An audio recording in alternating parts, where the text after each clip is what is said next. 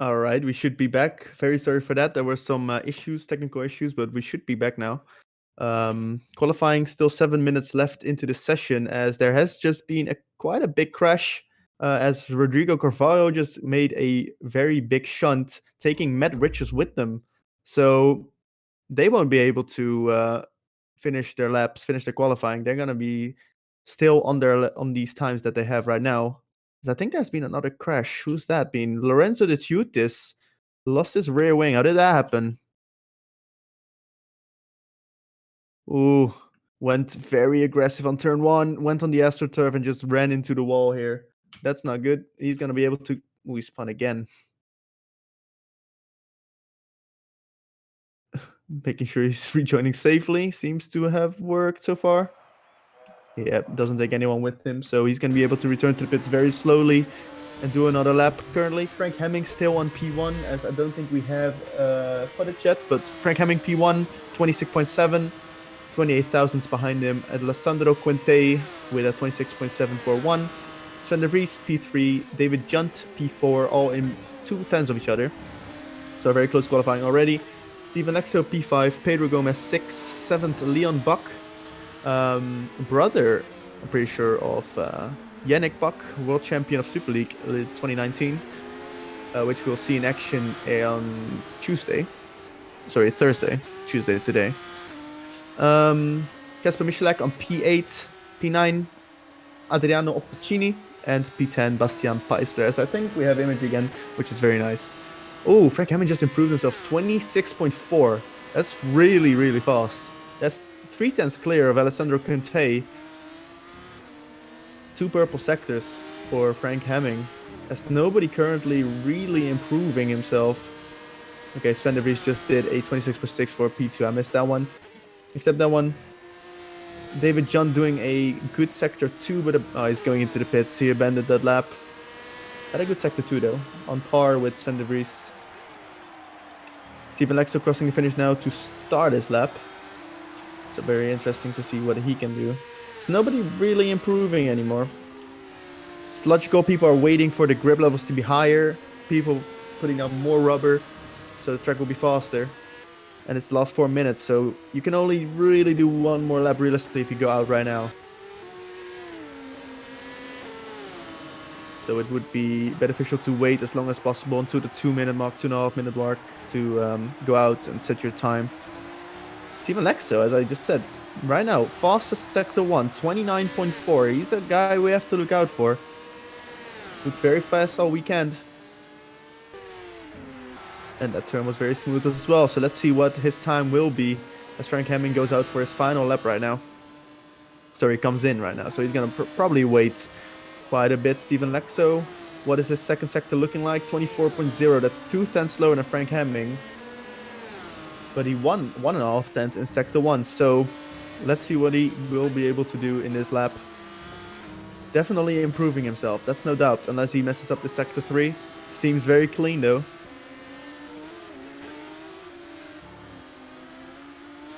Could be P2 here. Sector 3 very downforce reliant as well. So I'm expecting most cars to have a very high downforce though, as he just goes to P2. Ooh, there's a blockage. Oh my god, he barely missed the car there. Oh my, that was really close. He'll be able to return to the pits, I think, rejoin cleanly. Wow, who was that standing in the middle there? That was very interesting. No, nice place to stand, as maybe he was even planning to do another lap. I'm not sure who that was. Can't really find it, but a scare for Steven Lexo as he escapes. Just barely. That could have been 2 cars out again, maybe even 3.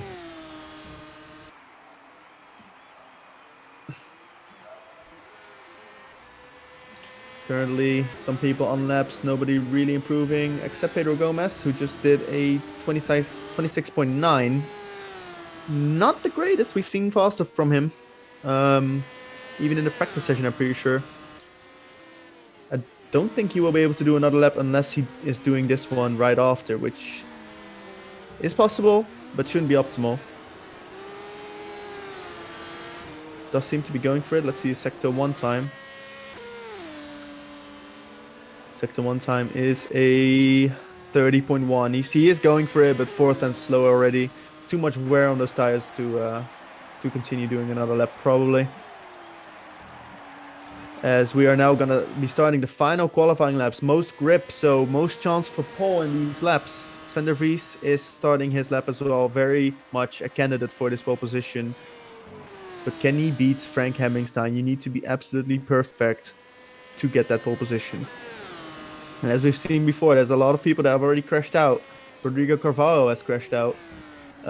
Together with, I think it was... Who was that? Was it Richards? It might have been Richards, but Richards is out, which is not allowed. I'm not throwing anyone under the bus here, but if that was the case, then that is a penalty for him. Pedro Gomez is quickly returning to the pits, but he's not going to be able to make it unless his outlap is 10 seconds quicker than everyone else's main lap. He's trying, though. Respectable effort. Sven de Vries not having a good sector 1. 2 seconds slower, not 2 seconds, 2 tenths slower rather. Coming across sector 2 now. Looks fast on the left-right. Is improving his time there, 23.8. No purples yet on the cards though. But his sector 3 looked very good, and remember, he made that mistake earlier. So there is definitely time to be gained for him on this sector.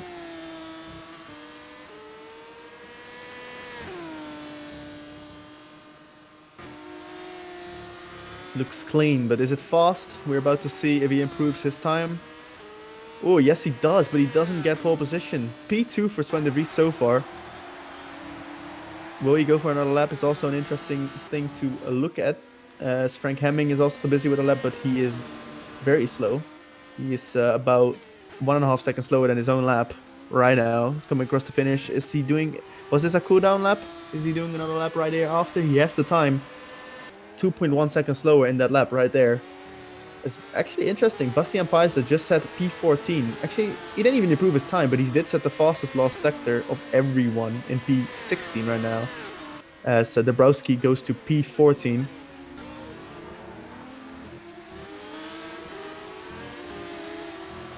Sven de Vries does do another lap after, and he's very fast, 29.5, improving on his own time. If he can do the same sector 2 and 3 that he did before, that will mean that he will be able to overtake Frank Hemming, who's also busy in a fast lap of his own, 29.5 for him as well. So it seems to be a shootout between Frank Hemming and Sven de Vries. Sven de Vries, 23.9. It's not slow, but it's not very fast either. It's slower than his previous lap at least. But I think he's still on for a better time. Oh, he goes into the pits. Did he make a mistake? He was still busy very fast. But doesn't go for it. Frank Hemming crashed as well, coming out of the fast left-right. So Quinte now coming across finish does improve. So, oh my god, Quinte with the fast, really fast last sector gets pole position. So far, if anyone can improve him, I don't think so. Michalek now coming across the finish on P12 does improve his time, not his position. And that is everyone. That is qualifying done. Where did that last sector come from? That was a really fast last sector from Alessandro Quinte coming out of absolutely nowhere. I was looking at his times. He was decently fast in sector 2. Not that fast in sector 1, a tenth slower than his own time. And in that last sector, he just won a ton on his own time. He won 2 tenths on his own time. Sorry, even 4 tenths on his own time. Wow. And he just gets pole position. What a surprise. I did not expect that at all. Frank Hemming on P2, shaking his steering wheel in the pit lane. Doesn't seem happy. Or maybe he's having a stroke. I hope the first one. Sven de Vries on P3. Will he be disappointed with that? I think he will. Definitely had the pace for pole today, but didn't manage to do it. Steven Lexo on P4. Matt Richards with... I think he did crash and pressed escape, but we'll have to see about that. DC will decide about that. Leon Buck, P6. David Junt on P7. Very good qualifying from him. Adriano Opacini on P8, Pedro Gomez P9, and closing down P10, Pavel Andrzejewski, I think. I hope I said that right, but very likely I didn't. Nailing a lap is very hard in quali. A lot of people didn't get close to the time. Obviously, the grip level is lower here as well. You have to take that into account. And unfortunately, Rodrigo Carvalho won't be able to race today. He has problems with his game. He crashed earlier, I think, when the broadcast was down and took Madriches with him. It did look weird. It did look like he just lagged into the wall, which wouldn't really make sense, but it did look like it on the replay. Fortunately, we will be able to lose him. We will lose him today, which is sad. Obviously, want to have a full grid.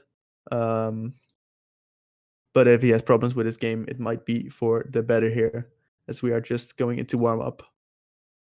10 minutes, people doing race stints.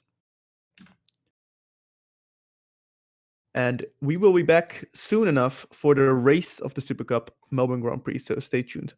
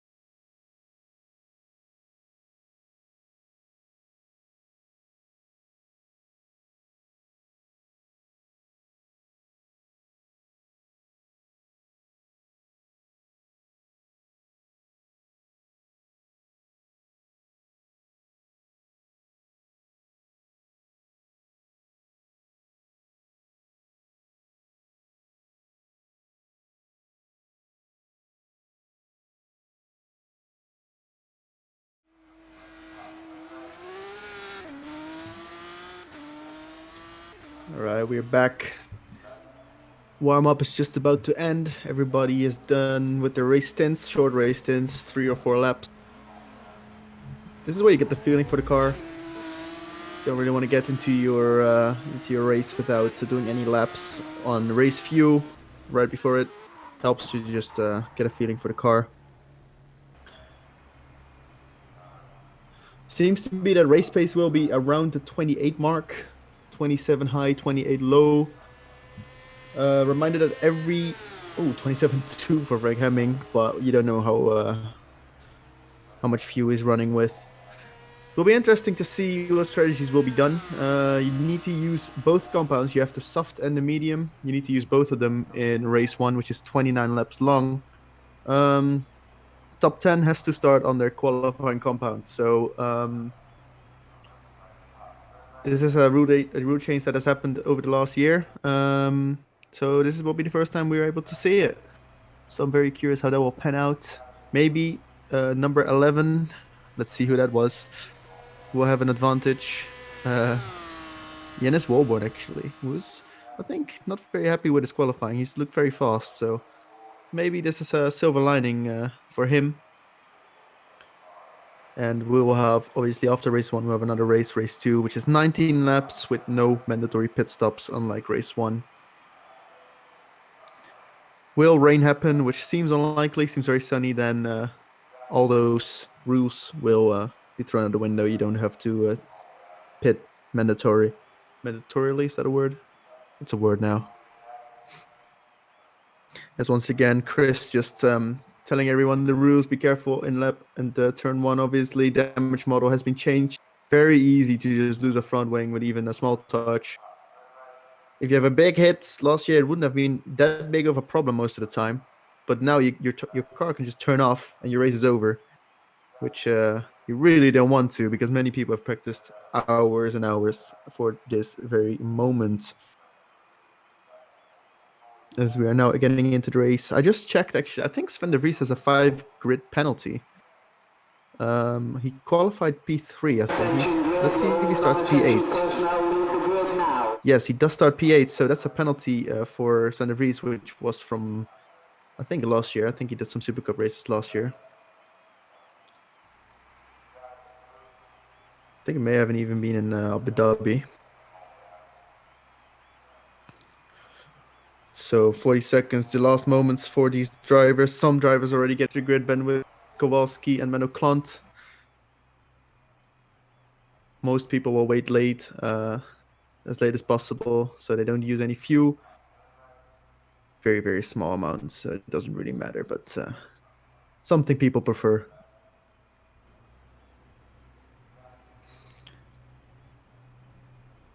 So let's see the tire compounds. Kasper Michalak in P12 choosing for those soft tires. Sorry, medium tires. Still confused by those yellow colors. My head's still it's still soft, but that's medium. Red is soft. Menoclant's on that. The Cute is also. Leonov is also on the mediums. Heisler, a lot of people choosing mediums outside the top 10, as we are now going away for the formation lap as Alessandro Quinte. Very beautiful pole position. Out of nowhere, Sector 3, very fast and gets pole. Frank Hemming has looked fast all weekend, but how good is his race pace? We're about to see as Steven Lexo gets in P3 in front of Matt Richards, Leon Bach, David Johns, very, very experienced, always takes in those points. Expect 2 good races for him. Adriano Piccini, teammate of Quinte, also very good in P7. Sven de Vries with that penalty looking very, very fast, so look out for him. He's won both FC races. He's won in 2015 this Supercup race as well, race 2. So very, very exciting prospect. Pedro Gomez, very, very fast driver in Super League 2 years ago. Paweł Andrzejewski, P10. Yannis Walborn, also choosing for the softs. Kasper Michalak on mediums on P12. Then Tom van der Voort on softs. Menno Klant on softs. Also a race winner in 2015, won race 1, now looking from P14, so looking a bit more unlikely, but who knows what will happen. Matthias Dabrowski, Lorenzo De Cutis, Ivan Leonov on P17, Bastian Peisler on P18, both of those last names last-minute replacements for people. Philip Koenig, P19, Mihailo Vicentovic on P20, Craig Pedovic in the beautiful Multiforce on P21. Jakub Kowalski, P22. Ben Willis, obviously also very, very experienced in the league, P23. Milan Rajkovic, P24, and the field is closed by Mark Fuller and Nigel Marshall, who did very well in those Supercup tests that we have had, official tests, preseason tests, but starting from the back of the grid today, which is not great for him, but he'll be looking to get up the field as soon as he can. Quintai warming up his tires, so is everyone else. Seems to happen more. In last years, we didn't really see people warming up the tires in the formation lap, but now top 2 is really going at it as we're coming down the final straight. Cars will be lining up, and let's see what will happen off the start. We have had a pretty big crash in Formula Challenge, so hopefully these drivers will be more careful going into turn 1, 2, and just in general. People warming up those rear tires, lining up on the grid as the first car takes place already.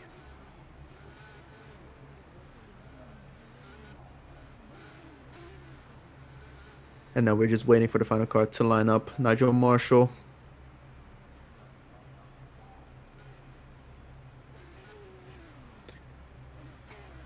Everybody lined up, so the lights should go out anytime soon. Has happened in the past before that the lights take a while to go on, but the race director will surely press those buttons soon enough. And there they go, 2 lights, 3 lights, 4 lights, 5 lights.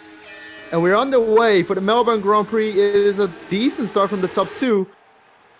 Matt Richards also looking down the outside now. Frank Hemming, can he make the move stick? No, he just cannot, takes it safe. Does everyone get across the field cleanly?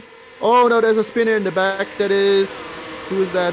Vicentovic? Oh, he got a very good recovery as he just didn't lose that much time. Lost a lot of positions, but he's right back of the field right now. So everyone coming through, everyone coming through kind of clean for a first lap.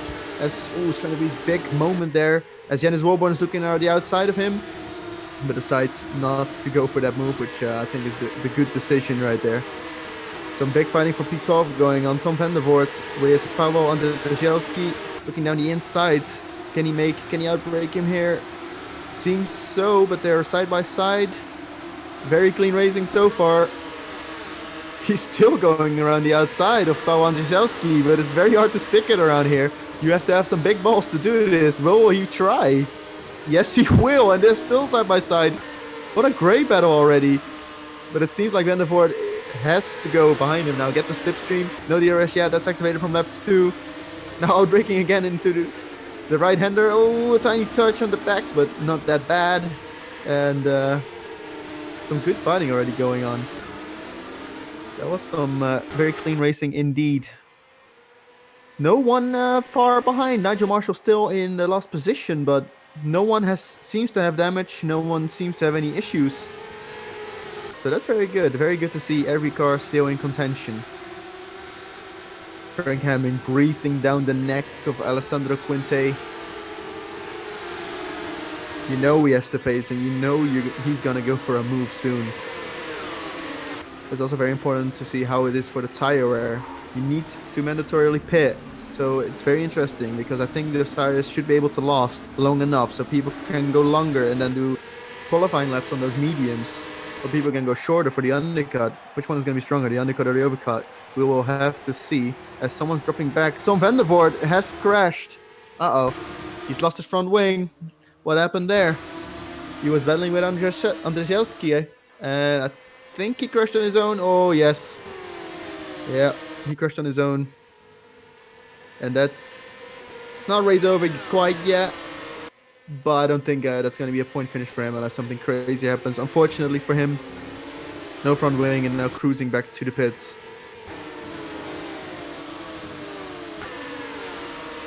A lot of cars still close to each other. Not really any battle seems to be going on except for P21. Bastian Paisler going on the outside of Vicentovic. Ooh, Vicentovic breaks himself. Bastian Paisler with the cutback now. Will he be able to do this? I think he will because this corner... Ooh. Well, maybe not. Now on the outside is Bastian Paisler as they just touch, but it's not a big touch, and Bastian Paisler gets through, not very clean, but he did get through quite clean, and that's P21 for Bastian Paisler, the last minute replacement driving for Cliffhanger Racing, now on his way to his teammate in P20, Milan Rajkovic. As we are still very, very close at the front. The top three separated in a second. 29 laps, as said. So a long, long way to go. But Frank Hemming is just so close to Quintana already. Seems to have no issues with the dirty air. DRS will be activated soon. Actually, it is already activated. And the first time it will be open should be on the next straight for Frank Hemming.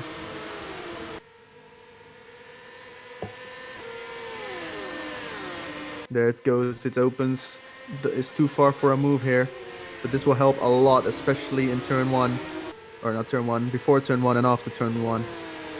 Very big DRS points, which will help Frank Hemming overtake Quinte, and they're reaching that point right now, but the dirty air going onto the straight is pretty bad, so he loses some time, but now it opens. DRS and the slipstream will be able to make a move. Doesn't seem to be winning that much on this straight, surprisingly. And doesn't seem to get a very good exit on that turn either, so no move this lap just yet, or well, maybe later on the lap, not now. As everyone else seems to be pretty much not in a fight at all so far. Everyone just driving in a train, but I don't think that will last very long with how close everyone is. Frank Hemming seems to win a lot of time in Sector 1. Surprisingly, if you compare Sector 1, 30.1 for Hemming and Quinte 30.3, so he wins 2/10 in that sector. And Metrich is also just right on his tail. Steven Lexo maybe a bit further behind, but it could also be that he's avoiding the dirty air, but still getting the DRS, which I think is maybe even a smarter position to go for. Menno also in a beautiful P12, he won 2 positions already. Doing very good. One of them was obviously Van der Voort. Bastian Paisler doing a move, a brilliant move on Jakub Kowalski. Made a mistake, Kowalski, but he's still on the inside now. Can he stick it here? I think he's too far behind to do it, and he does not. So beautiful move by Bastian Paisler, taking the opportunity, and also overall, Frank Hemming has spun. He spun around, lost a lot of positions. Did he make a move on... Yes, he did, because Quinte also lost a lot of positions. Frank Hemming surely made a move on Quinte, and they both spun, taking Matt Richards into P1. Oh no! He didn't even make a move, Frank Hemming. He just outbraked himself and took Quinte with him. Oh, that's an unfortunate mistake, but Quinte didn't lose much. Frank Hemming... Ooh, did he just lose more positions on the straight? Oh, Frank Hemming made another mistake. In turn 1, he made another mistake, costing him another 2 positions. That is horrible. Maybe there is damage after all. Well, that gives Sven de Vries another 1 position, and he's now breathing down the neck of Quinte. As, oh no, there's another crash. Andrzejowski, who battled with Van der Voort, is also out in the exact same turn. Oh, he just came across the racing line, and that was almost an accident again. But everyone seems to have managed it. And oh, watching the replay, he just clipped the grass on the entry. And yeah, that's his rear wing gone. I'm surprised the car's still working, as there is another crash. This time it's Bastian Paisler in P23. Actually, something happened before that. Rajkovic and Mark Fuller collided. And as a result, Bastian Paisler is now out of this race, unfortunately for him. As we have missed, actually, Quintai being overtaken by Sven de Vries. So much happening on the field now. But 1 lap ago, not much was happening. People were just following each other. Even Lexo keeping that gap of like about a second, a bit less than a second. So he does have the DRS, but doesn't feel the dirty air as much as he normally would. And Frank Hemming now has to do an overtake race. He does have quite a big gap. The gap from P10 to P11 is 6 seconds. Menno to Frank Hemming. But this is not where he wanted to be. We do have reversed grid for this race, so It will be randomized the number between 6 and 10. So it could be 6, could be 7, could be 8, could be 9, could be 10. That's done so people don't on purpose let people pass. So they start from pole in the second race, which is 19 laps, 10 laps shorter than this one. So a long way to go here. A bit more gaps being started to create, which is obviously quite normal as the race goes on. Kowalski just went in the pits, so is Paweł Andrzejowski right now. We have one car out of the race. All the cars that have pitted have done it for damage. No scheduled tire pit stops just yet. Obviously, we don't expect those until around lap, I would say, you could see the earliest one go lap 12, 13 even. Maybe even 10 or 11 if you're really feeling it. Back market there. Looking at David Junt. Sander Vries following him quite cleanly. Doesn't seem to be making any move anytime soon. But there's quite a nice group there with David Junt, Sander Vries, Quintai, Opicini, Wolburn, and to lesser extent Gomez and Bach. And obviously Hemming. Ooh, back market there almost getting in the way of Bach.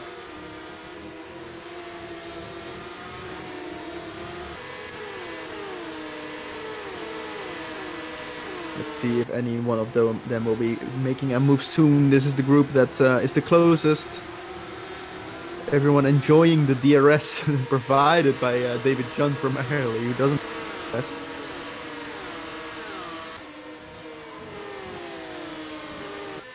Opacini and Quintai teammates. Let's see how they do this. Driving over Pescara. Quite a big team here. Big name. Oh, a lot of lucking there by Sven de Vries. A full commitment in that corner. Beautiful to see. Now coming into the DRS zone once again. Let's see if they will be able to make any moves. As I'm looking further down the order, there seems to be no real battles happening. Sven de Vries coming close. If he gets a good exit here, he could very well make a move on David Junt. Oh, that's not a good exit. That is a very bad exit. In fact, Quintai is really far, but it could have been under attack as Janus Wolborn now will be able to do a move on Opicini. He looks in the inside, but he's not going for it, and that is the smart move, I think. It was quite far. Oh, Sander Vries has gotten past David Junt. What did I miss? He was so far. What happened? Oh, David Junt made a mistake. He outbraked himself, and Sander Vries, well, he takes that opportunity with both hands and is now in front of David Junt. Completely missed that, but outbraked himself. As I heard a crashing sound. What happened? Did someone crash? Yes, oh no, even Leonov crashed. Together with the Chichutis. Oh no. Oh no, the Chichutis spun. That is not... that's awkward. He spun in a battle together with another car, came back onto the racing line, unfortunately.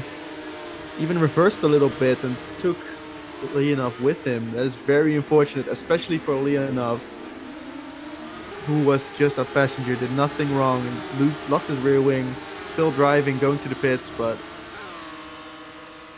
that's very unfortunate for him. Points finish is looking very, very unlikely. But race 2, everything can happen, obviously. The battle at the front is also kind of heating up. Steven Lexo getting closer and closer. Both black cars, but no teammates. Crossfire and Calamity. P1 and P2.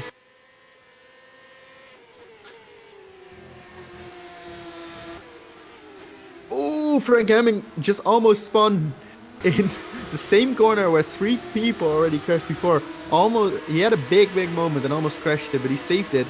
As we missed another spin actually from Janus Wolborn earlier in that lap. Tiny spin, lost 1 position.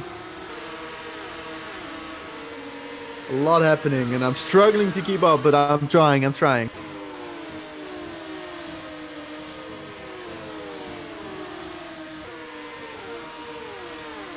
So let's see the fastest lap right now at 28.1 by Matt Richards is the fastest lap right now. And everybody seems to have quite a big drop off in time. 28 high is what's being driven right now. Last lap. Fastest was Jens Walborn, 28.5, maybe pushing a bit too hard then in that case. Because he did spin in that this current lap, which is unfortunate. Lost the position to Pedro Gomez. And this big train is starting to get a little bit separated. As the battle for the lead is still heating up. Steven Lexo, will he be able to make a move here? Nope. He's waiting, but it's quite obvious that Steven Lexo is faster. Struggling to make a move, and Steven Lexo is also being reeled in by Sven de Vries, who now has clean air. Which also automatically means that this group will also come with them, with Sven de Vries, because DRS is just so powerful. David Junt is able to follow. Quinte is just outside the DRS of David Junt. He's probably looking to get in that range again.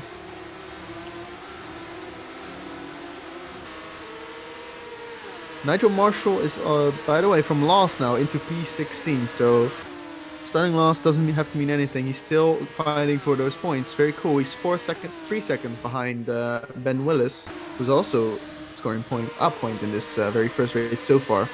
But you have to make it to the finish line, obviously, and it has proven difficult. A lot of things happening so far. So let's see what would happen if Matt Richards, for example, would pit right now. Where would he come back? He would come back in P15. Quite safe to say he would come back in P15. It's probably a bit too early to pit then, because you're probably gonna lose quite a bit of time in traffic. So need to see when everyone else pits, because there's a lot of people driving and there's lower positions with the medium tires, which are going to do a long stint compared to everyone else. You don't want to be stuck behind those people. Melbourne notoriously difficult to overtake on, but with these DRS it does help a lot. If you have way better tires, it shouldn't be too much of a problem.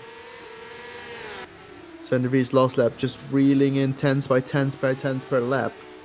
And now he's also driving him away a bit from David Junt, who's almost outside his DRS range. He will really want to get him out of the DRS range, otherwise he's just helping him come with you at the expense of less tire wear.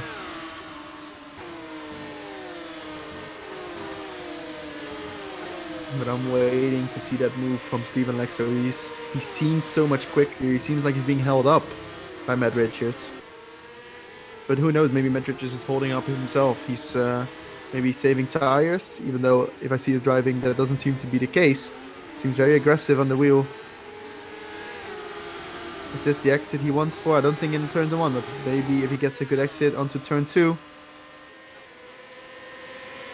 Getting into the slipstream, Steven Lexo. Now, this exit is very important. And you see that, a little bit of overcorrection from Matt Richards. Not overcorrection, but a correction. You see that it's just so difficult for Steven Lexo to follow through turn 1. He has real difficulties staying close to him and getting a good exit. Craig Patterson is in P18 currently, driving really slowly without a rear wing. Uh-oh. What happened to him? Happened early on in the lap. Quite a while ago in the fast left-right. That is a big crash. Oh, he took the curbs. Craig Patterson took the curbs and smashes the rear wing of his beautiful Multiforce and has DNF'd. Race over for Craig Patterson, unfortunately.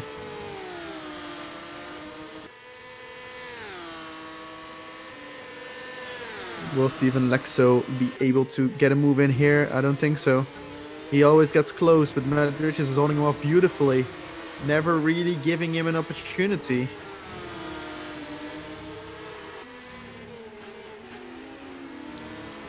Matt Richards will not get the DRS from the back marker, which will be able to help Lexo. But we're getting into that pit window soon. I wouldn't be that surprised if I saw a car pit right now. But Steven Lexo very fast on the straight. He goes for the outside, but he's not to take the move again. But now you put Matt Richards on not his best foot, and now you can go for a move. You're really close. This is the exit I'm talking about. Steven Lexo going around the outside will be able to stick the move. Breaks very early compared to Matt Richards. Well defended, but that was the first real opportunity that Steven Lexo has on Richards. Not successful. As the field behind has gotten very close again. The field that starts, well, with Junt, I would say. I don't think Sven is 1.5 seconds. Ooh, mistake from Quinte, but not that bad for him.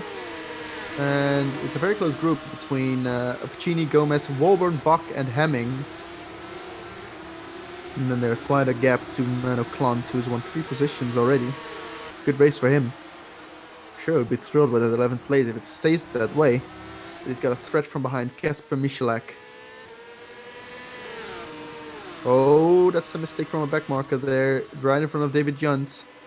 Who is that? That is Ivan Leonov. Maybe he has some lasting damage on his car, but he's still fighting. And he's letting all the cars by now beautifully, even enough. I appreciate the fighting spirit. As Steven Lexo actually going into the pit now, he's going for the undercut. Very interesting. P12 at lap 12. This is important because now what is Matt Richards going to do? Is he going to go next lap? Which means push hard now for 1 lap and then pit.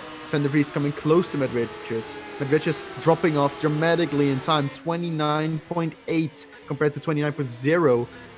Steven Lexo comes out of the pits again. Very clean. He's timed this beautifully. He has a lot of free space in front of him. He's able to push hard now. So do Pedro Gomez, Walborn, and Dabrowski. I don't think he will come in front of Ben on the list. But this is well timed from Steven Lexo. He has beautiful free air. And he can push now. Matt Richards seems to be struggling on his tires, so if you get a good lap in, you will be able to undercut him.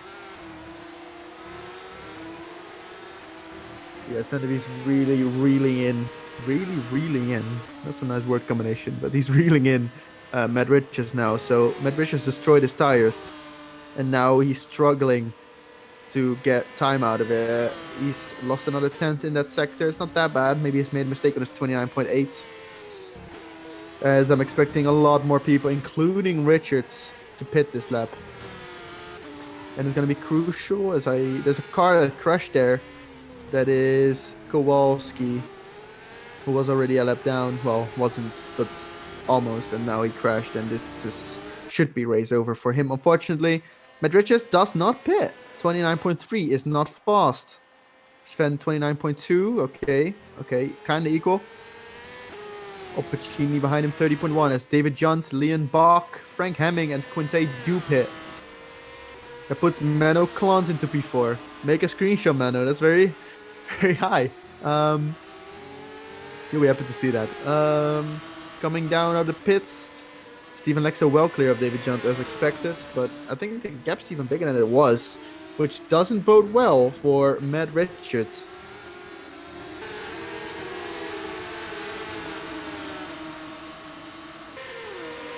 Steven Lexo, I said he had free air, and the car in front of him is actually a back marker, so shouldn't have that much problem. That's also Ben Willis is in the pits right now, but I'm focusing on Matt Richards because surely he has to pit now. He's going to do less laps on the mediums than he will have done on the softs, but that goes for a lot of people. That goes for Sven, Adriano, Menno, Kasper Michalak, and Nigel Marshall, for example, as well. Currently in P13, but he will still have to pit, unlike some other people. Seems like Van der Vries is losing time again on Richards here. As Matt Richards is going into the pits, and Van der Vries as well. So this is the moment we're waiting for. Steven Lexo pushing hard. Will he be able to jump Matt Richards, who did 2 laps more on this soft compound? Adriano Pacini still not pitting. So he's currently in provisional P1, Mano Klant P4 also pitting now. Kasper Michalak doesn't pit either, but he is on those mediums. Matt Richards coming out of the pits. Steven Lexo has jumped him just barely, but he comes out in front of him. So we have a new leader, Steven Lexo, but now he will have done 2 laps more on those tires. More wear. So now Matt Richards will be able to push more. We're in for a very interesting race here. Ooh, Frank Hemming just made a tiny mistake trying to overtake Pedro Gomez, getting a better exit there. Currently driving in P11. Oh, I heard a car crash. I hope that's an actual car. It seems to have been a glitch in Air Factor 2, luckily. No one actually crashing. Yeah, just double check, no one crashed. Mano came back in P12. And Sven de Vries currently P5. Obviously, there's 2 cars in front of him that still need to pit. Casper Michalak and Adriano Opacini will likely pit this lap. Opacini, Michalak is likely to continue. Let's see their pace. Opacini actually 29.4 is continuing. Very interesting. So 2 different strategies. Quinte did pit earlier, currently behind David Juntz. And Michalak actually pits earlier than Opacini. It's a very good tire wear, but will it give him something? Obviously, he still needs to pit. He's losing time now compared to Steven Lexo, who did a 28.3 in the lap he had to push. And that got him compared to Matt Rich's 29.3. They got him a second, 2 seconds, and that made him overtake Matt Rich's. So very good outlaps from Steven Lexo, but he's still losing winning over 1 second to Opacini. So you need to think: is it smart to go this long for Opacini?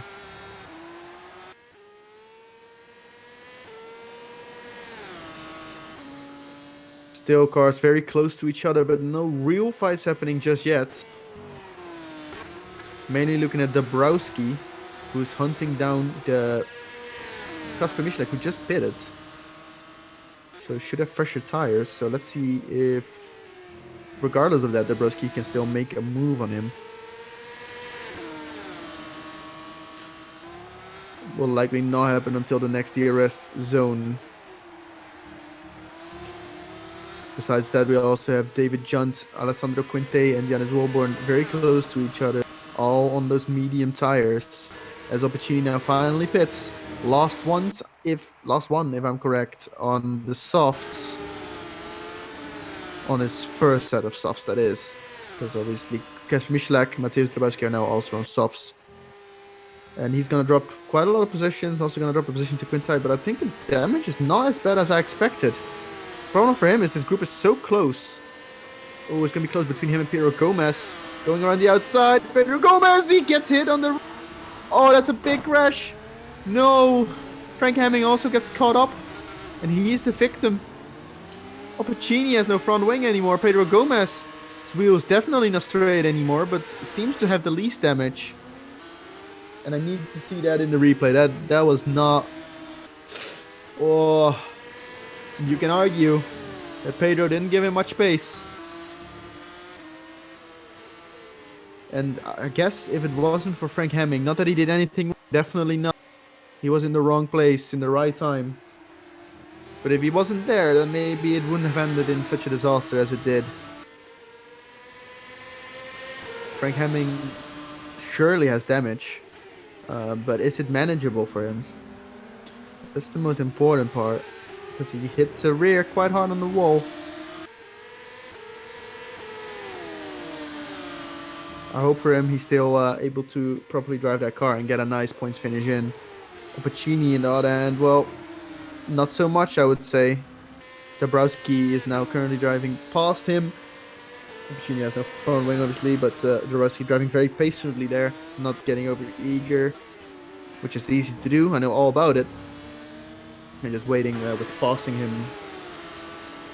A very slow car of Opacini in the middle of the track. Trying to navigate his way as... Oh, there's a mistake from a back marker. That's I thought it was the leader. Instead it was Ivan Leonov, who's having a real struggle of a race. Very fast driver. Came in last minute's notice. Maybe not had optimal practice. But he's not having a great race at all. Unfortunately for him. As Opacini has now made his way into the pits actually. He can still go for points, I think. Because the gap to Nigel Marshall in P15 is still 22 seconds. But at the time he came into the pits. But he does have lasting suspension damage, it seems like. His car's still steering to the right. I think he's like 10 seconds behind points. Definitely not impossible. So let's see what he makes of this bad situation, unfortunately for him. As we still have Steven Lexo after his pit stop jumped Matt Richards. Matt Richards not giving up. He's been faster. He's put a 28.2 in compared to the 28.6, 28.4 that Steven Lexo is doing. So he's reeling it in, but passing him is another thing. I think the first real opportunity is about to happen right now. As if you get a good exit on here, definitely possible.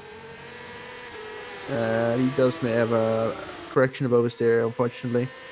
Fastest on track though, Sven de Vries, 27.6. Not this lap, that was a 28.5, 9 tenths slower.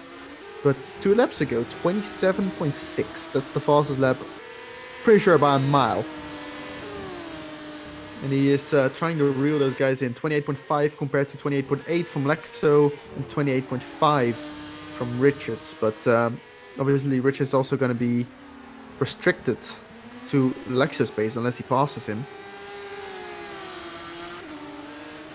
So Richards and De Vries gonna have better tire wear than tire percentage left, tire life left rather, than Steven Lexo. So let's see if they can put this to an advantage. As Mark Fuller now pits for the very first time, going from the softs, the mediums to the softs.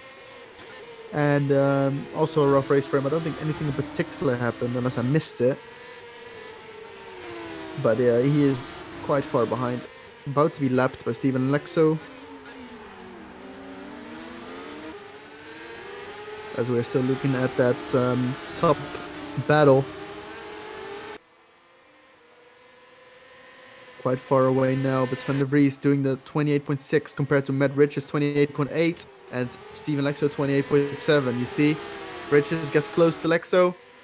Suddenly drives slower, even though probably has more pace in him than Lexo should have. Roles have reversed since the first stint.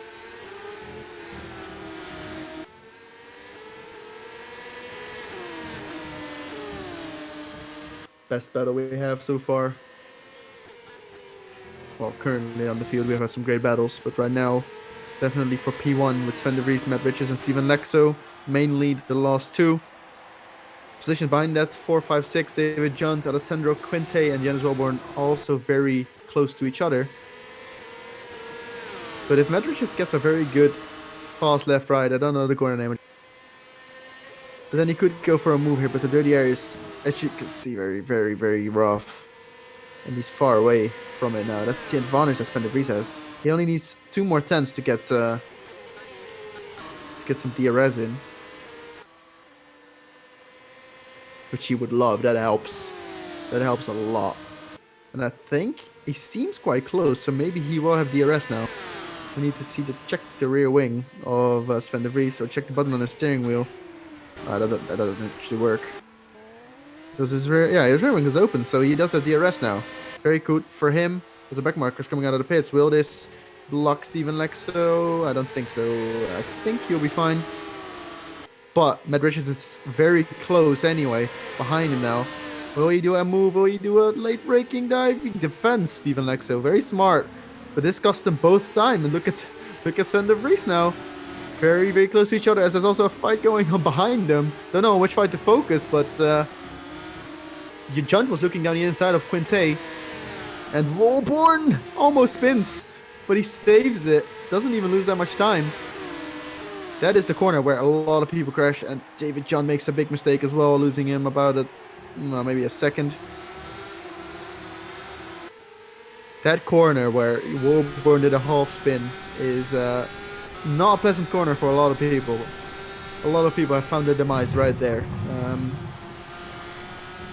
Need to be careful on that corner, especially with this high fuel load. As I would like to focus again on the P1 battle, as they're so close to each other. But Matt Richards, you need to find a move somewhere.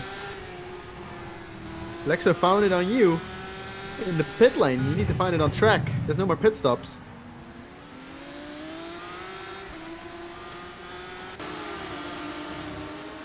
It's not going to happen on this one.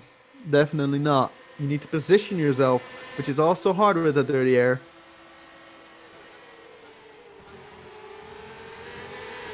Look at this. Oversteer. Wheel spin. Not good. Not good at all. It could also be an option to save your tires. Bedrich just did a lot of laps. So his tire was going to be better, and maybe he's going to go for an attack in the later laps of this race. But we're already at 23 out of 29, so don't have that much time. But maybe he's been saving his tires, but if you see that smoke, I don't think he is. I think he's been pushing for that P1. Which could well work in, especially I think Sven de Vries's favor, who seems to be just chilling behind so far. Doesn't seem too bothered with overtaking. Lexter definitely doesn't want to lose a spot though, but if you see that exit, I think he's too close to him coming into the turn, which makes him get so much dirty air troubles. And he just loses so much time coming onto the straight. Definitely not easy to predict where you need to be and what you need to do with that car to get a good exit. Because the Supercup car is very difficult to drive. Don't underestimate it. I've driven it. It's not an easy car to drive at all. Very unpredictable.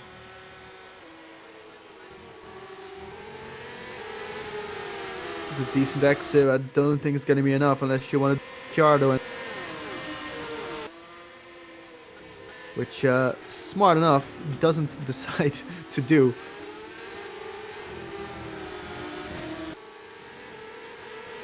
As we have on P20, Paweł Andrzejewski just, I think, spun or went wide, and now he's going into the pits again. He has damage. I think did he crash? What had happened? Ooh, he misjudged. Oh wait. He misjudged the braking point. Seems like. He went into the grass. Unfortunately for him, he has to pit again. P20 not his race.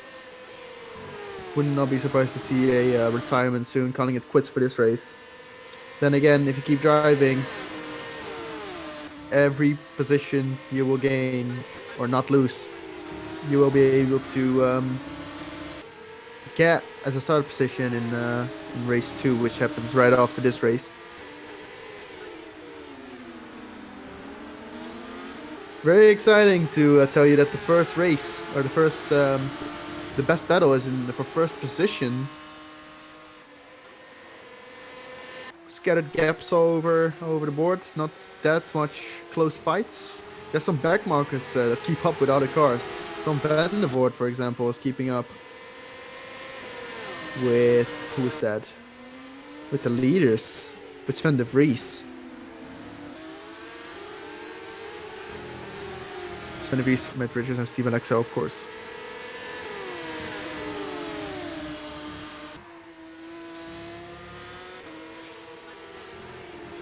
What I've noticed also, lasting suspension damage. Obviously your rear wing, your front wing can be fixed in the pits, but your suspension, if that gets ruined, well, you need to make it last the whole race, so you can't replace that. For example, Leonov seems to, talking about Leonov, he just crashed. That's the cause, the curse. He just crashed in the fast left right, coming out of it, and he's already in last. Oh, actually, interesting enough, I thought he misjudged his braking point. Paweł Andrzejewski, his brakes failed instead. Wow. That makes me curious if we're going to see any more brake failures here. Check those brake discs, because they can fail and they will fail if you don't prepare well enough for this race, but I'm confident most people will have done that. Unfortunately, Paweł Andrzejewski has not. And PLS Racing Team still has a car in P12, which is Mateusz Dębowski. You have to worry for him if his brakes lost or not. And unfortunately, we did lose Ivan Leonov after that incident just earlier. That makes it in total 7 retirements. Bastian Preisler, Lorenzo de Gutis, Craig Patterson, Jakub Kowalski, Milan Rajkovic, Pavel Andrzejowski, and Ivan Leonov all did not make the finish line. But you're not there yet. All the other ones aren't there yet. They need to still make it past the finish line. And the people who have done that so far have been rewarded. Menno Klant 15 to 10. Sven de Vries P8 to P3 so far. And he's looking down the neck of P1 and P2. Knowing him, he will not want anything else than a win. But can he keep up with the top two? Very important. Frank Hemming hasn't had the greatest one. He has had a fair share of incidents as well. But he's kept it on the track and he's currently in P8. That could very well mean pole position for the second race, which is also very important.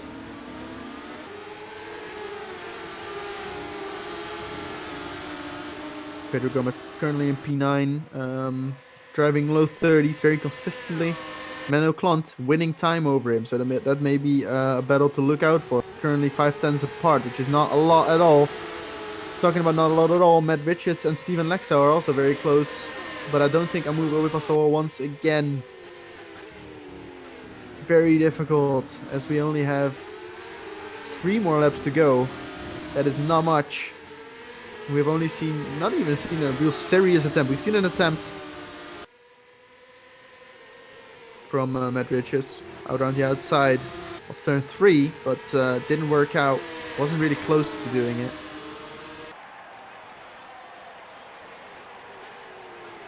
Now Sven de Vries is finding the time to maybe he let them off, drive him a little bit, and now he is down the neck of Matt Richards again after being down around 8/10 earlier.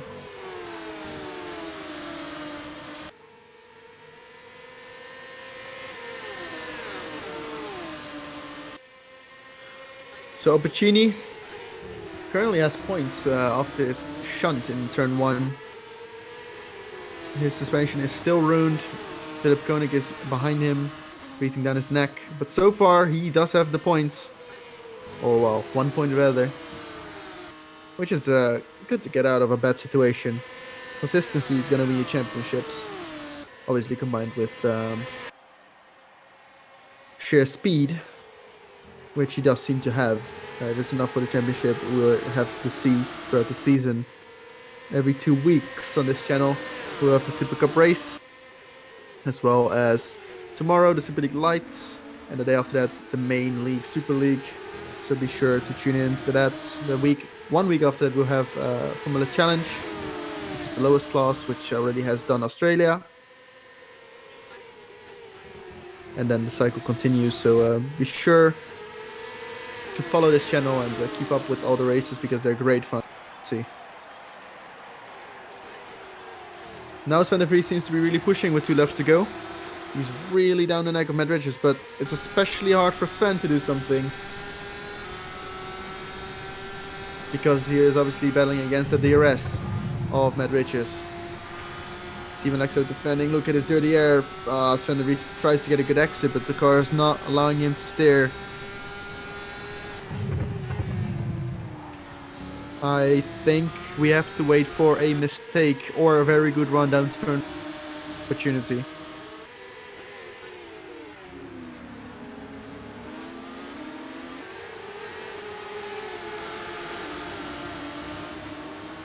He's not too far away, Matt Richards now. He will come right at his tail at the end of turn 1. Now he needs a good exit. And he doesn't do it, so no attack once again. And you will have only 1 more lap after this. Or is this the final lap, actually? Yeah, I'm pretty sure this is the final lap, actually. Ignore what I said. So only really, realistically, 1 more lap, 1 more opportunity to go for Steven Lexau to defend his win. He's gonna love that. He did FC last year, drove for Razor GP. He was also doing Supercup this year, but not with Steven Lexau. He's currently driving for Crossfire, team of David Carter. Surely he's gonna be really happy, but Matt Richards is still so close to him. But then again, going to the corner, he doesn't get close. I don't think there is an opportunity to pass here anymore, says the guy who got passed in the penultimate corner. But doesn't matter. I don't think it's possible here for either Matt Richards or Sven de Vries to do anything here. So we're coming on to the final straight. Steven Lexo wins the first Grand Prix in Melbourne. Fantastically driven, outsmarted Matt Richards in the pit lane, and Matt Richards was not able to get him back on track. P3, Sven de Vries. Quinte will be able to finish P4. Great job by him after being taken out by Frank Hemming earlier on. David John P5, consistent as always, will start very high up in the sprint race, which will be happening after this race very soon. Leon Buck P7, Frank Hemming P8, good recovery drive. P9 for Pedro Gomez. Menoclon was not able to get him, but Meno's going to be very happy with that P10. Kasper Michalak P11. Dabrowski driving very slowly on the straight to finish P12. Nigel Marshall P13 will finish soon with Ben Willis in P15. Opportuni actually might be able to do a move still on Ben Willis if he's daring enough for P14. It's going to be very daring though. But I wouldn't put it past him to do it.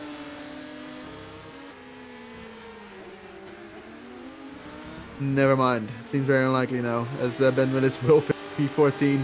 Adriano Opportuni will finish P15. Philip Koenig just outside the points, unfortunately for him, P16. Mihailo Vishentovic, P17. Tom van der Voort already finished in P18. Mark Fuller in P19. And the DNFs, Ivan Leonov, Paweł Andrzejowski, both lap 22. The former suspension damage, the latter brakes failed. Milan Rajkovic, Jakub Kowalski, Kirk Pedersen, Lorenzo De Cutis, Sebastian Peisler, all DNF'd with accidents of their own. Unfortunately, a very, very good race. Strategically won by Steven Lexo. Had some very good battles. Unfortunately, also some incidents. But that's part of racing. Happens to the best of us. So now, for the sprint race, we're going to be rolling a dice. Not really a dice, because a dice doesn't have 10 numbers, but theoretically, we're going to be rolling a dice, and a number from 6 to 10 is going to be decided. That's going to be the reverse grid number. So let's say the number is 7. Leon Buck will start from pole with Janus Woburn then second, but that's obviously up to the random number generator. And we'll tell you as soon as that is known. So stay tuned for race 2. We'll be back quite soon, so stay tuned. We're going to have another really fun race with 19 laps in Albert Park.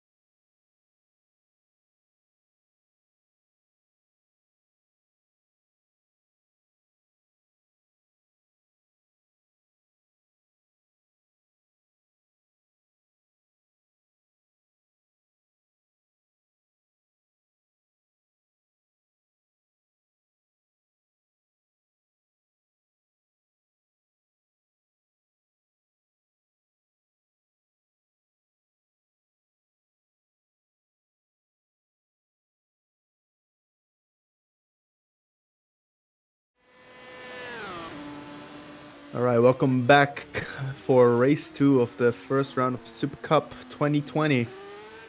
There's 30 seconds left in the warm-up. We're about to start and get into the race. Currently, people just driving their laps, doing some more race laps, so they're prepared better.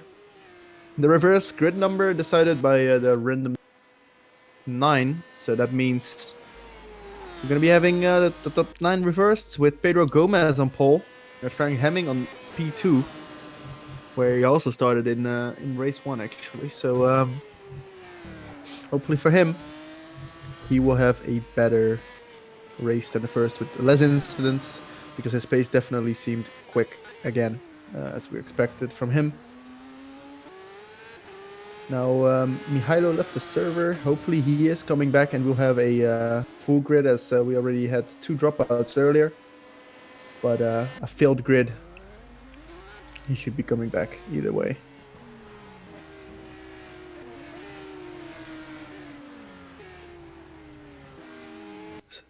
So we're going to be going through the grid as soon as the formation lap starts. This race will be 19 laps with no mandatory pit stops. So it's going to be interesting to see if people are going to be on the softs, because we've seen, in particular, it was Opacini who did a lot of laps on that tire, on the soft tire. Will he take the risk and go for softs again in this race, which is 19 laps long? No pit stops are likely to happen. So I'm suspecting that a lot of people will go for the medium and be able to push a bit more. But we might see a surprise and see some people go for the softs. I'm very curious how that will play out. Currently in the server, Frank Hemming is driving with the softs and Quinte is driving with the softs. All the others that have done a lap driving are on the mediums. So I have to look out for those 2 in particular.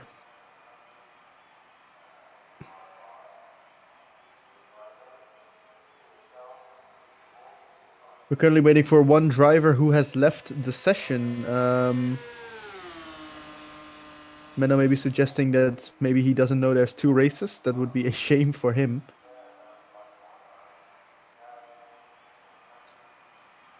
So we hope he would come back, but I'm not sure how much longer we will be waiting for him.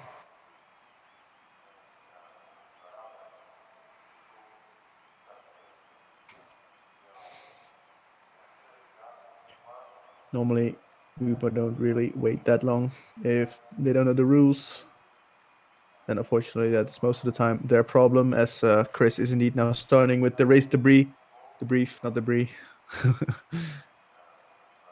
And once he's done his little chat, we're going to be going right into race 2, as early as at 19 laps without a pit stop required. You can still do a pit stop if you want, but you don't have to. And obviously, most of the time, it's faster to just go straight out for 19 laps. Most of the pit stops we will see, if not all, will be for damage. And here we go, right into the race session. Attention grid, will all non-essential personnel leave the grid now.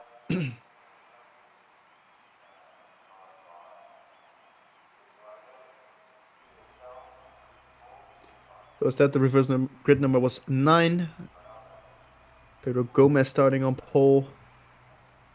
I thought he would have looked faster. I expected him to look faster, but maybe there was some other factors in dirty air of others that made him not be able to show his full pace. So we're going to be able to see what he's going to be able to do from pole right now. As well as Frank Hemming obviously got taken out very early, unfortunately, or crashed out very early. So even if this grid is reversed, very fast people at the front still. People I would have put my money on to even win this race, or even race 1 rather, as all cars are now lined up on the grid. Well, one very late car, but everyone has made it, luckily, and we're going off for the formation lap for the last time in Melbourne today with Pedro Gomez on P1 looking for his first win of the season, as most others are, except for Steven Lex, obviously, as he won race 1. Frank Hemming, P2, looking for his redemption. Leon Buck, P3, had a very good race 1, looking to continue that streak.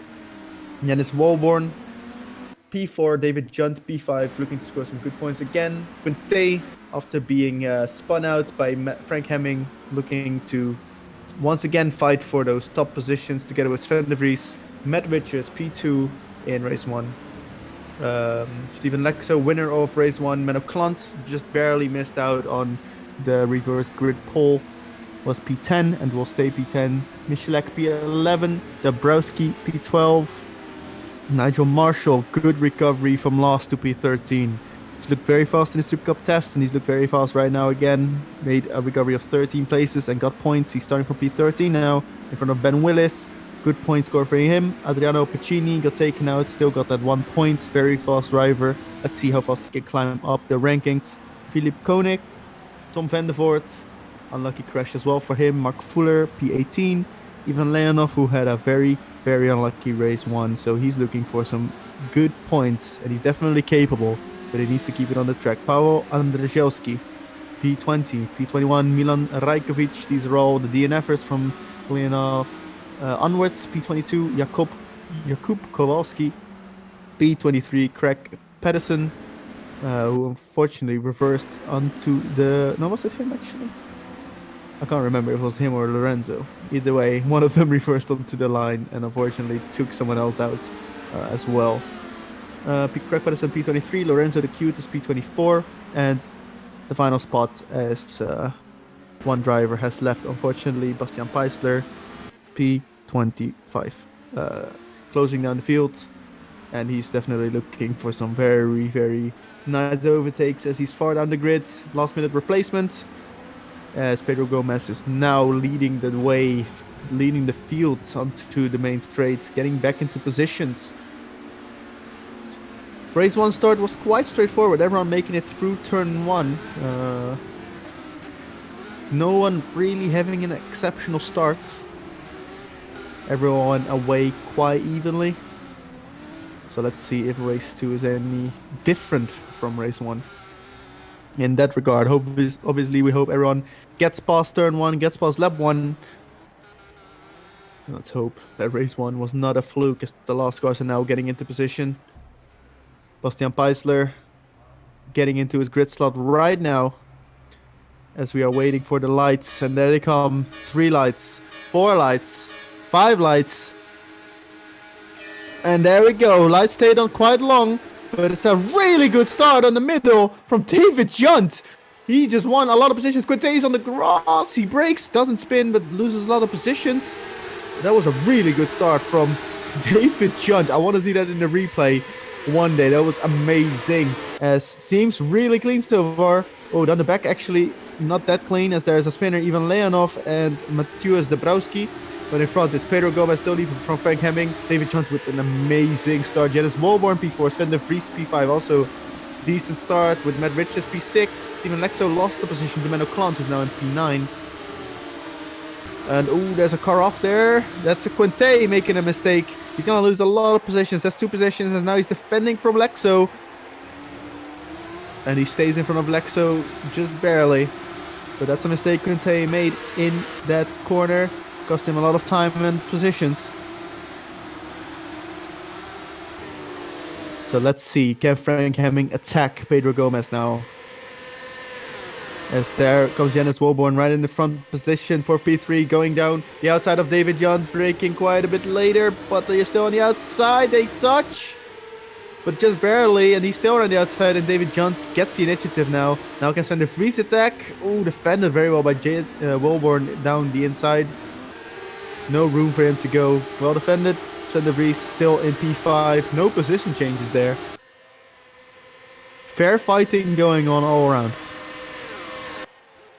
Now actually, Milan Rajkovic, who crashed in turn 1, out of the race unfortunately already. Lorenzo the Cutest missed this missing front wing. It happened somewhere along lap 1. And ooh, there, Ivan Leonov just almost spun. That's for P22, but we're looking at the front positions as there is where most of the action is happening. Until recently, at least. Lots of stuff happening. But right now, David John seems to have left a little gap. DRS will be activated this lap or the next. Actually, will be next lap. Will be activated, my bad. But this lap will not have DRS yet, so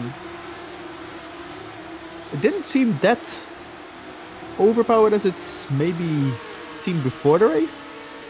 But it's still definitely strong. The problem is the dirty air gives you bad exits. Talking about good exits though, Frank Hemming for P1 going on the outside of Pedro Gomez already, but he breaks early for a good entry on this one. And now he's trying to do the switchback. Unfortunately, just barely doesn't do it. Good fighting going on. Frank Hemming looking to get that P1 position for Pedro Gomez, but Pedro Gomez knows how to defend. Very experienced, very good driver. And defense from Frank Hemming for P1. I like how that AstroTurf dirt or dust rather always looks so dramatic, but most of the time it's nothing. So good for the drivers. Some things, oh, what's happening there? And it's just a driver hitting the AstroTurf. I'm like, oh, okay. Frank Hemming really won't let down Pedro Gomez. He is just breathing down his neck even throughout the first sector. Through the corners, dirty air doesn't seem to be affecting him that much.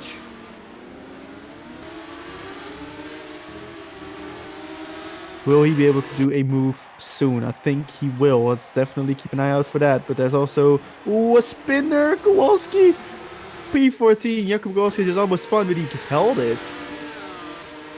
And now Tom van der Voort is breathing down his neck. Can't do a move here, unfortunately. Well held by Kowalski here. Don't know where to look, so much going on, but let's go look at Frank Hemming again as he does have DRS this lap. Is he gonna go down the inside? No, he will not just yet, but obviously we have a big DRS area at the main straight into turn 1, then another DRS point. As unfortunately, even Leonov also DNF'd, so 2 DNFs. Bad races for both Milan Rajkovic and Ivan Leonov, unfortunately. Not what they would have wanted. Frank Hemming now though. DRS. Pedro Gomez trying to get Frank Hemming out of the DRS, but it's not happening so far.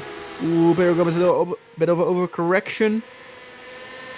Now, can he get a late break dive in? No, he cannot again, so he's gonna stay behind here. Can I just say, Menno Klant doing a very fine job in P8 currently. He's Quinte already. And he's passed Steven Lexo, who has fallen back quite a bit. Race 1 winner. Maybe he made a mistake somewhere. Maybe he spun some. I don't think he spun, but maybe he went off the grass or something. I haven't seen it. You can check his lap times, which seem normal. So maybe he just got overtaken in lap 1 then by a lot of people. Frank Hemming still really close. Frank Hemming taking a really interesting line, but it does give him a good exit as Pedro Gomez goes on the grass. Can he get a move in now? Obviously, Pedro is going to defend the inside. No, he's... So that means Hemming is going to get the inside, and it's going to be a done move. Frank Hemming moves into the lead. David John looking to get a piece of this cake as he's now looking into maybe doing an attack here. He will have the DRS, but so will Pedro Gomez. So it's not going to be that much of a difference. Now, ooh, good exit though from David Johns. And David Johns will have more of a slipstream than Pedro Gomez will. Can he?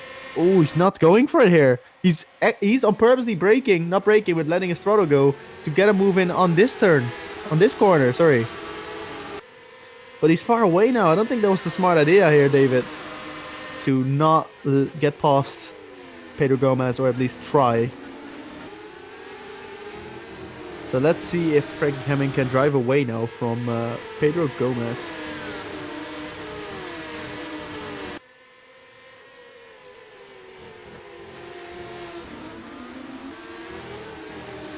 Walborn will definitely look at Yunt as well. Let's look at the fastest lap so far of this race. It's all very close, obviously. Fastest lap done by David Junt, 28.5. Now he's stuck. He's stuck behind Pedro Gomez. Will enjoy the DRS. Pedro Gomez will also enjoy the DRS. Talking about tire choice, which I actually did miss out on. My apologies for that. Frank Hemming is on the softs, as he did in warm-up. So is Quinte, as he also did in warm-up. Kowalski also, Matt Richards. Wait, Matt Richards crashed. Oh no, he crashed on his own. And he blew his engine in turn, well, the left-right, faster left-right, where a lot of people are getting caught out. He was so high up the field, he was P6. Oh, he hit the curb. He hit the curb in the entry. That's very unfortunate. Out of the race is Matt Richards. He's going to be pissed with himself, unfortunately, but he got a very good result in race. He can be happy with himself. P2 and now a DNF after he made a mistake. From P6, end of the race for Matt Richards.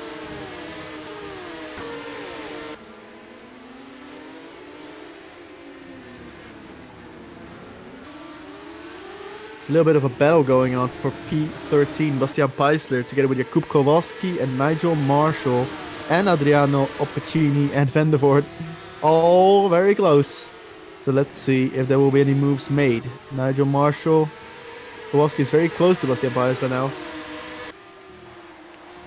Will he do a move? He's looking, but he decides not to. A very close group. All looking to gain a position. Nigel Marshall and Kowalski teammates. Ooh, that's not a good exit. Oppicini got a good exit though. He's gonna do the move on Marshall. Well, that is a beautiful exit, and he's gonna get the position on Marshall. Surely he's keeping alongside him though. Oh, they hit, and that's not a spin. How do they not spin? Neither of them. But Craig Pedersen gets through Nigel Marshall, and they don't even lose that much time. I'm surprised they didn't spin. That seemed like a spin.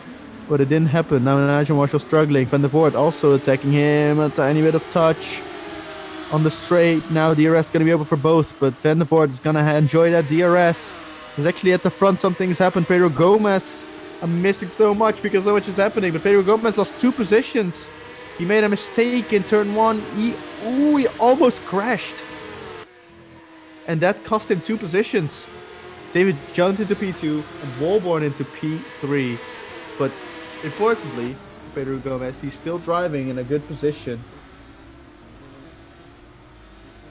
Frank Hemming has decided to drive away, but this race is not won just yet. 2 seconds is the gap, but David Jones has the soft.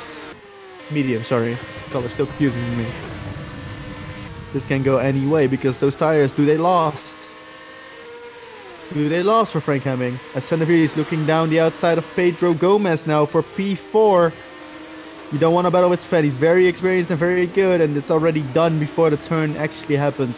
Van der Vries goes into P4. Will he be able to do a double podium? Double win in Formula Challenge in Melbourne to a double podium potentially in Supercup. He's one more position for that to happen. And the gap to Jens Melbourne is actually quite big. I think it's like maybe 2.5 seconds now. That overtake cost him a lot of time. This group is actually... There's a very big group led by Sven de Vries, then Pedro Gomez, Leon Bock, Menno Clant, Alessandro Quinte, and in the lesser stand Michalak. All very close, and this is the battle we have to look out for here. For P4, I don't think Sven will be overtaken by Pedro Gomez again, but for P5, let's say.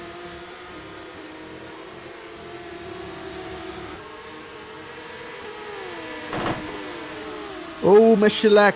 Oh, he just talked about him. He crashed right in that end of that group, at the tail of the group. He crashed, went onto the grass on the AstroTurf a bit too much, and how he didn't lose a wheel there is a mystery, but he's gonna have to go on the softs likely and be very fast, but this is not a good look for him. He's gonna be losing a lot of positions. As talking about losing positions, P7, Alessandro Quinte passes Menno Clant. How did that happen? Did he... Oh, just a mistake by Menno Clant. Not touching the inside curb, but going too wide on the exit. And That cost him a position, not the end of the world. Still a really good P8 for him. Last lap. A 10th. David Judd is faster than Frank Hemming.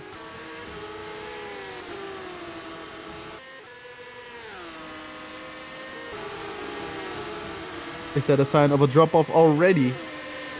Will not be a good look for Frank if that keeps happening. Michelek's now in the pits getting a new front wing. And this is gonna cost him so much time. Unfortunately for him.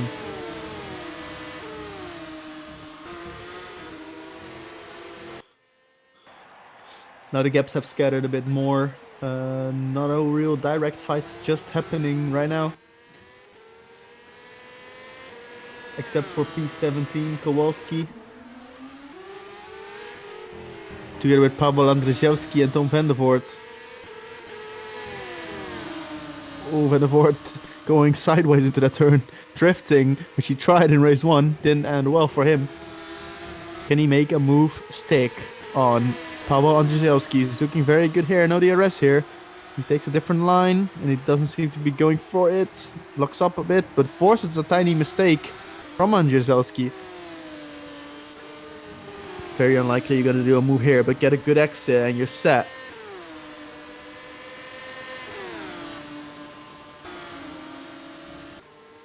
And he did not a great exit, so that means not enough time to get this DRS to full extent, and won't happen, or as of right now, a move. A move though can happen on Quinte on around the outside for P6. Ooh, Bok breaks late, but is it too late? No, it doesn't seem so. Quinte, gets on the grass because he gets forced off the track by Leon Bok, but I think Leon Bok was far enough to the front. Maybe he didn't see him, maybe it was in his blind spot. But Quinte is looking feisty.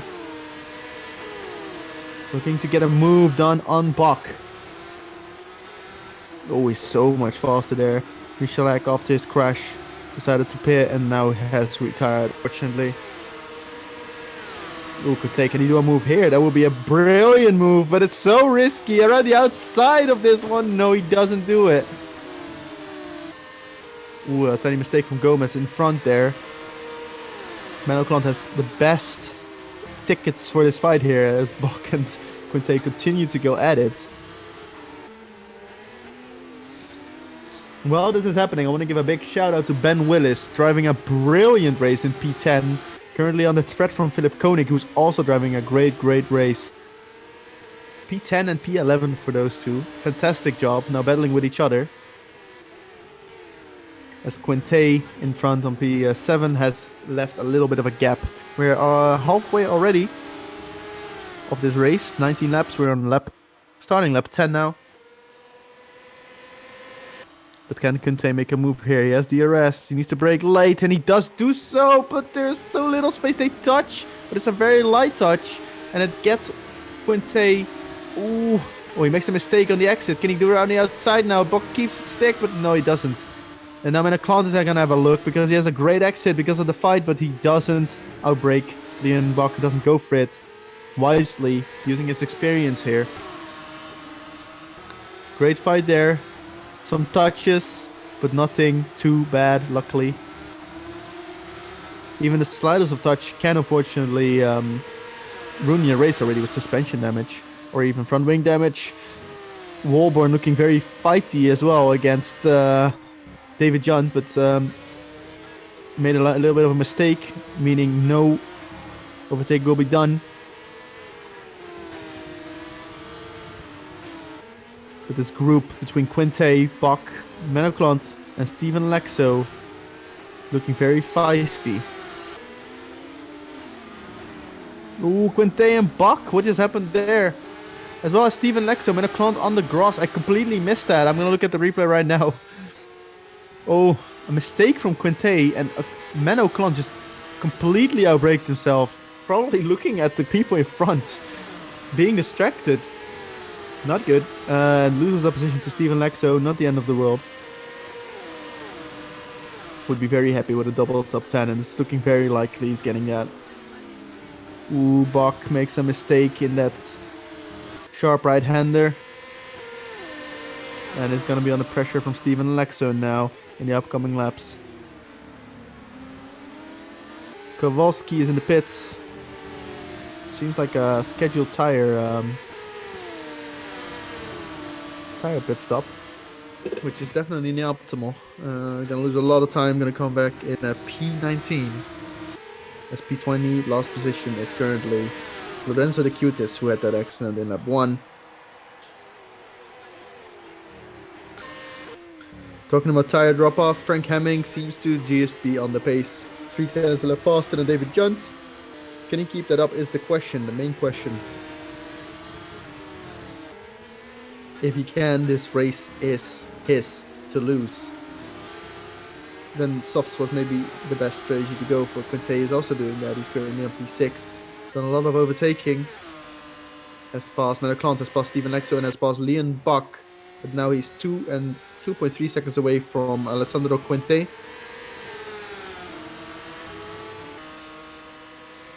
There goes Walborn around the outside of John for P2. Will he be able to make this move stick? Yeah, it seems so. Very well done by Janice Walborn. Braked very late in that corner. And around the outside of David Junt. I was actually just about to talk about how David Junt could potentially win this race if the tires of Frank Hemming would go. But it doesn't seem to be, as Janice Walborn is now in the best position for that scenario. But so far, no signs of the tires going. Last lap was his slowest lap of the race for Frank Hemming. But I wouldn't worry too much about it just yet. Because he was still driving on the same pace as Junt. Junt has lost a lot of time, and Sander Vries is now pressuring him. As, oh no, Ben Willis is off. On P13, Ben Willis is off. How has that happened? That's unfortunate. He's defending. Oh, and he's defending from, I think, Bastian Peisler. Yes, and slammed the brakes a bit too hard. Meaning he locked the brakes and almost spun, saved it, but had to go on the escape through the grass and lost a lot of positions.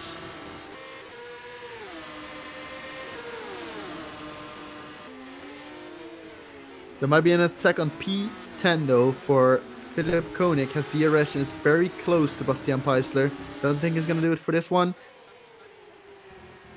Ooh, that exit is not brilliant, is it? Behind him though, Opacini may be now looking for a nice move. But I think they are too far to do anything. Opacini on that soft tire. Talking about the soft tire, Walborn just did a 28.8. That is really fast. That is 2 seconds faster than David Junt did last lap. Then again, I think he made a mistake, but Sven de Vries is putting all the pressure in the world on David Junt.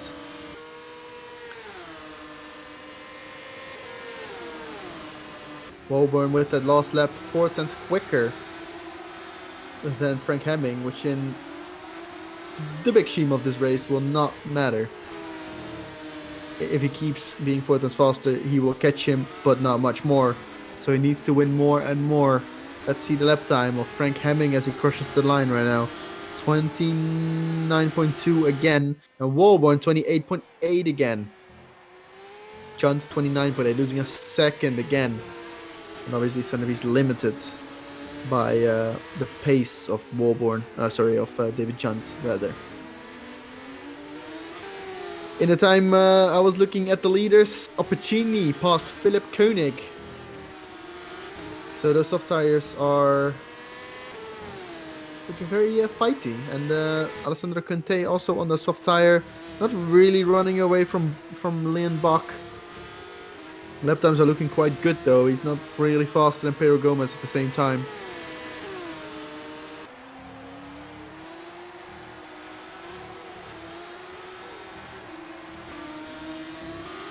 Will we see a battle for the win? I think it could very well happen, but it depends on the tire status of Frank Hemming. We unfortunately do not have any way to tell, except for lap times. Let's see his sector times. Frank Hemming, currently, good lap. He's really busy with a really good lap. If he does his last sector correctly, it's likely a 29.0, I would say.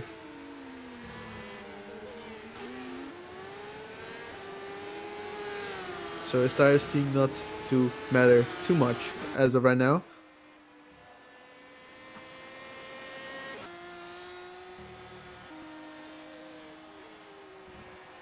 .9 and Walborn 28.9 as well. No time gained, maybe a few thousandths. Sander Vries though, he's definitely going to be looking for the double podium in P3, looking down the neck of David Junt. Oh, this would be a big balls move. He brakes really late. Oh, if he would have done that, that would have been a masterpiece, but he doesn't. He just takes a look. Well, he's shown how late he can brake now, which is very late. Let's see what he's able to do in the coming lap.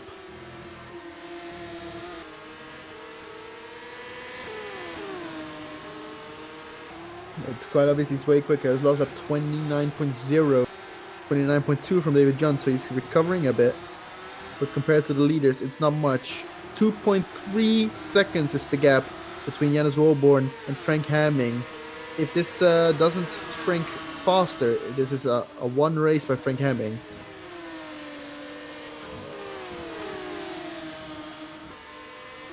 But Walborn is definitely very quick. He's again faster on this lap. About 3/10, I would say. He's really pushing. Really pushing. So is Leon Bach on P6. I don't know where to look. There's so much fights going on. David John makes a mistake. A tiny mistake. He still has his position. He still has everything. Maybe lost a 10th or 2. But it's not enough for Sven de Vries to do a move just yet. It gets close though. Really close. And if you expect one guy to get a good exit, it's Sven de Vries. But it doesn't happen. I expected wrong. As there is a crash. Oh, what happened? Pedro Gomez is off. And out of the race. His rear wing is gone. His front wing is gone. Everything's gone. And it happened with Quinte, I think. And he instantly leaves the session. Oh no. Oh no, he spun. He made a big... Oh, he didn't spin. He overcorrected. He overcorrected on his own in turn 1, and it's game over for him. And what happened to Opacini at the back then? Or sorry, not Opacini, Quinte. Did he just make a mistake on his own? Yes, he clipped... Okay, so Quinte clipped the grass on the left side of turn 1, and then couldn't steer, obviously. And then went through the grass and lost a few positions. Actually, I think 1 position. No, 2 positions. So not the end of the world for him, luckily. But Pedro Gomez, very unfortunate. Did so well. P4, I think he was. And now, nothing. Well, for the fight for the lead, there's 3 laps to go. 2 laps to go. And you need to be making some big strides. Frank Hemming has DRS from backmark. But now 28.9, 29.5 for Frank Hemming. He's losing 6 tenths in that last lap. Backmarker getting out of the way quite well. But this is not enough. He needs more. The 29.5 indicates the tires are going. His time went from 28.9 to a 29.2 to a 29.5. In comparison, Walborn's time 28s, all high 28s, 28.8, 8.8, 8.9. So he doesn't seem to be dropping off anytime soon, and now he's getting real close, way closer to Frank Hemming. If you compare the first sectors, 30.6 for Frank Hemming, 30.4, that's another 2 tenths in 1 sector. This could very well be a final lap pass for Janus Walborn. With those worn tires, you're going to feel it the worst on this upcoming corner. And I think the gap didn't shrink as much as Walborn would have liked. 24.4 for Walborn, 24.4 for Hemming, so it stayed equal. But this last sector is brutal on the tires if you have none. Behind that, there are also fights going on between David Junt and Sven de Vries, which I'm also keeping some tabs on. Lap time for Frank Hemming coming into the final lap of the race, 29.6. But Walborn was at 29.3. That's not enough. Sven de Vries now. Could very. Oh, Sven de Vries gets a good exit. And we've seen how late he can brake. So will we be able to make this move stick? I'm sure he's going to go for it. That's Sven de Vries. Of course he's going to go for it. Gonna go around the outside. He's there. He's hitting David John. He's locking tires, but it's him. David John is off. And so is Van der Vries. But David John, he will keep his position. And I think Sven de Vries, yeah, Sven de Vries is going to give the position back. It shouldn't matter too much in the grand scheme of things. He's going to get the position back. He should. Yeah, he will. Okay, he will do it safely. Class from Sven de Vries. He tried. He went for it. It didn't work. Very, very, very, very good from Sven de Vries to give that position back. Very fair. And oh my god, for the lead, what? Janice Walborn just almost at the rear of Frank Hemming. I didn't even notice that. Can he do a move? The tires are completely gone, I think, from Frank Hemming. It's the last few turns, so it's looking unlikely.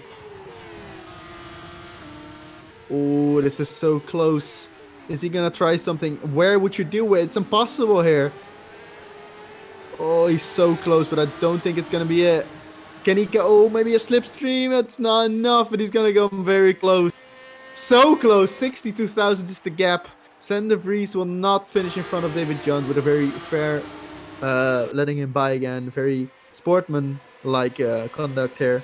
David Jones finishes P3. Crossfire is gonna be so happy with this weekend. I'm sure a win, a podium, and P6 again in this race, and obviously P4. I think it was in race 1 as well. Great points from Crossfire, probably leading the Constructor Championship. So Sven de Vries P4, Leon Bach, great race, P5, Nexo scoring those points, P6, Mano Klont, P7. I'm speaking it, saying it the English way for some reason. Quinte 8th, Feisler 9th, great job. He had little time to practice and he just got a P9, which is amazing for him. Pacini, great comeback drive, P10. Koenig and Willis, 11 and 12. Great drive from them. Points. They can be very happy. Pedersen also with a good comeback drive for P13. Dabrowski, P14. Nigel Marshall with a double point finish, P15. Kowalski did the pit strategy, just barely missing out on points. Maybe it wasn't the way to go. Andrzejewski, P17. Mark Fuller about to finish. His tires are gone to the coil. Finishes P18, and Lorenzo de Cutis 1 lap down after his turn 1 incident. P19. Pedro Gomez, Tom van der Voort, Kasper Michalak, Matt Richards, Ivan Leonov, and Milan Rajkovic all didn't make the line, unfortunately.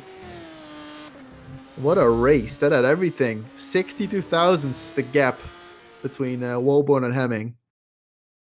How exciting. As well as David Johns and Sven de Vries, 2/10 was the gap between them. Leon Buck and Steven Lexo, 2/10 was the gap between them. Very close finishes all around the board. And what a 2 races we have. Frank Hemming, redemption for his first race where didn't go his way, but started from P2 in race 2 and got the win done. Great job by him. And he's going to be very, very happy. He's looked very fast in practice. It wasn't the fluke. His race pace was also on point. Was the soft strategy in the second race the best one? Is debatable, but it worked for Frank Hemming. Just barely. 62,000, one more lap, and that definitely would have stayed. So great job by them. And thank you all for watching. It was a very, very fun race to commentate. Hopefully to watch as well. We're going to be back tomorrow, same time for the Super League Lights race. So be sure to tune in for that. And the day after that will be the main class, the highest level Super League race in Melbourne. So stay tuned, and I'll see you tomorrow. Goodbye.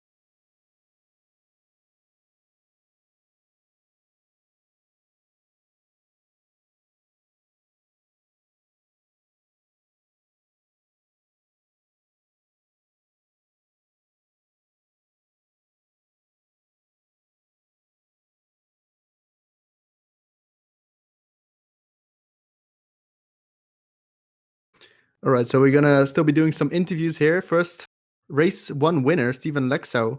How are you feeling, man? Congratulations. David I'm really Carter. feeling good. Should I start again? Yeah. Yeah, I'm really feeling good. That race when it was getting me very emotional. So yeah, I haven't been that emotional in a long time. So it's been something special. It was well deserved, man. Did you plan on undercutting, or was it just in the heat of the moment? It just happened. My field was empty, so I had to pit. Okay. But it was the right decision. The undercut was really powerful because the tires are having quite a drop off this year, and I had the feeling that the guy ahead was overheating the tires, so I was stuck behind him. And as I saw after I saw that he was overcutting me by 2 laps, it was clear that I would come out ahead. But he really put me under a lot of pressure at the end of the first race. So congrats to him for staying that close all the time and not making any mistakes. So I had no pause, no time to breathe. Yeah, we could see that. Congratulations, man. Let's ask some questions to David Carter. And how are you feeling? You must be even happier than with such good results from both races. Shock. Utter shock. Honestly, because I was going into the race thinking, if we get just 4 points finishes out of this event, that's a good event because it's a strong field. And Stephen, he's putting a lot of effort in. Yunt as well, he's had a lot of been very busy with other stuff. So I thought, well, if we get some top 10 finishes, I'll be happy. But I am amazed that Stephen's come out with a win tonight and Yunt with a podium as well. Kept on our run of getting a podium in every single career ladder event we've taken part in now. So it's been every year now. We've got a podium every event that we've done. Oh, wow. So it's been stunning, But the guys in the team as well, like Matteo, he's been putting a lot of hard work before tonight as well. We've got Brackshock as well, who's been knocking on the door at me, wanting to get a drive. Obviously, he's got to bide his time a little bit, but it's been a lot of hard work behind the scenes. I thought we'd do well. I did not expect this, and to be going out of this round top of the team's championship, top of the drivers as well with Stephen, I am delighted. Can we just end the season now? I'll be chuffed. Can you dream about the world title, the World Constructors title already? It's still a dream. It's a dream, but I know that after today, because Australia is always a bit of a mad one, it's always a bit crazy. Once we get to round 3, 4, and 5, we can see a bigger picture of like, okay, who's good and who's not so good. Because I expected the likes of Pescara to be better today, for example. Multiforce as well. They had a rough day. So we've got to be there to take the opportunities. I still think realistically in the season, if we finish between top 3 and top 5, that's a great year in the teams. You got to be more ambitious after this race. Come on. There's nothing wrong with ambition, but I like to be realism as well. So yeah, that's very good. That's very good. Well, good luck next year. Let's bring in Jennis Walborn. Ist einfach. Hello, Jennis. Hello. P2 for you in the final race. You almost got Frank Hemming. How was that last lap for you? Did you think you could get him? In the second sector, I said to Bastian and Steven that I need to concentrate and ask for minimal talking. How front driver would say. Was really close at the end. I knew his tires would drop off. I don't know why he took the soft tire. Tom Voss already said he made a mistake in the strategy. Yeah, so you think it's a mistake then? Because I was thinking he was very fast at the start, obviously, but then he dropped off massively, and I think he lost like 1.5 seconds in the final lap. But if that race was 1 lap longer, it would have been yours. Maybe. I had little damage after I hit the wall in the last corner in, I don't know, lap 5. And I think damage made some bad time for me. Had a little loose rear, and yeah. All right. Thank you for your time. Congratulations. Very good result. Then Thank we have you. your team boss, Bastian Peisler, also driving himself. First of all, how are you feeling about your team's result? P2, very good. Unfortunately, your other car had some issues. How are you feeling about this? Very disappointed. Not P1. What is going on here? You should sack No, him. You should sack him. Yeah. No, I should sack myself for the race today. No. Yeah. Very, very, very happy. But wasn't expecting that before the season, to be honest. Yeah. Bit of luck, sure, but still good strategy, good driving from Yanis. Unfortunately, Rodrigo couldn't make it because he had massive issues with this Air Factor 2, with stuttering and stuff, and he didn't want to get everyone in danger in the race, and so he decided to back out of the race before it started. Yeah, that's a good decision. It's a very hard decision to make because of the race, but very respectful that he did take that decision. Hopefully next season, next race, you'll have a working air factor. How are you feeling about your own drive? You did P9. You said you weren't happy with it. I would be happy with it. Okay, with the second race, I'm quite happy, but with the first one, not. So the first one was, the strategy could have worked out pretty well with starting with the harder tires and working my way up the field. Maybe overcutting a bit, then going on the softer tires and then catching up. Maybe catching up the rest. Maybe a top 10 finish again, but wasn't going to be. Little crash, and then someone thought would be a good idea to not respect the yellow flags, and then I That's crashed unfortunate. out. And then the second race, started from P25. Wasn't expecting anything. Just wanted to go safely through the field as fast as possible, and then some guys overdid it in their race, crashed, and then I gained some positions and had some good overtakes. Big sorry to Lorenzo. I didn't touch him in the fast S corners, but we left each other, I think, too much space there, and then he spun on his own. Yeah, and it has destroyed his race. Apart from that, very happy with P9. Good to be back, at least for one race. Yeah, are you planning to do more this season? If my work lets me do it, and if team bosses want me to drive, maybe Super League Lights and even Super League, I have some races. Would be nice, because it wasn't really my decision to not race this year as full driver. I was pretty much forced to do that, and if I get some emergency seats, then I'm very happy with that. All right. I hope your work allows it then. It's really good to see you back. Thank Let's you. bring the final one in, Matt Richards, who probably will have some mixed feelings. Hello, Matt. Hello. How are you feeling after a very mixed result? First, P2, very good, obviously, very close to the win, and then unfortunately crashing out in the second race. How do you feel? Pretty good, to be honest. Happy with the result in race 1. Obviously, a little bit disappointed with race 2, but unfortunately, I think those things happen, and we've got like 30 odd races left this season, so plenty of time to make up from it. Just a little bit of a mistake, really. I wasn't expecting the car to turn in so much in the dirty air and just clip too much to the curb, and that was it. Too much grip. Yeah, it was more grip than I thought I was going to have following Sven. More grip than the previous lap, so I hooked it in the same as I did, and gripped up a bit more than I wanted it to. That's unfortunate. That's really unfortunate. What are your goals for this season? Because obviously you were fighting for the win, and you were doing very good in race 2. Can you look at the title and think, I'm going to go for this? Honestly, at the moment, I'm not bothered by it at all. I've come into the season hoping for a top 10 overall.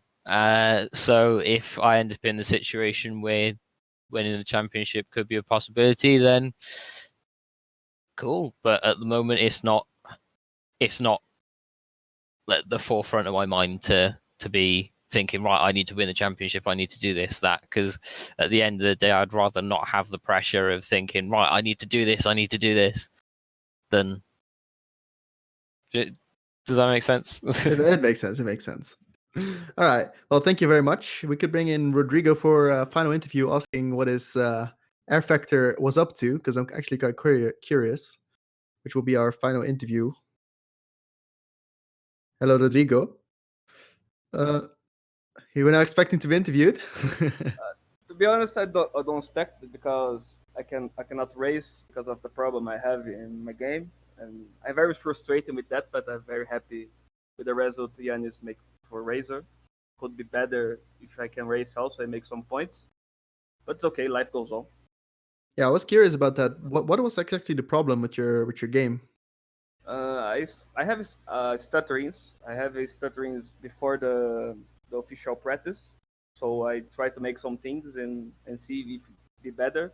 And I have not these problems.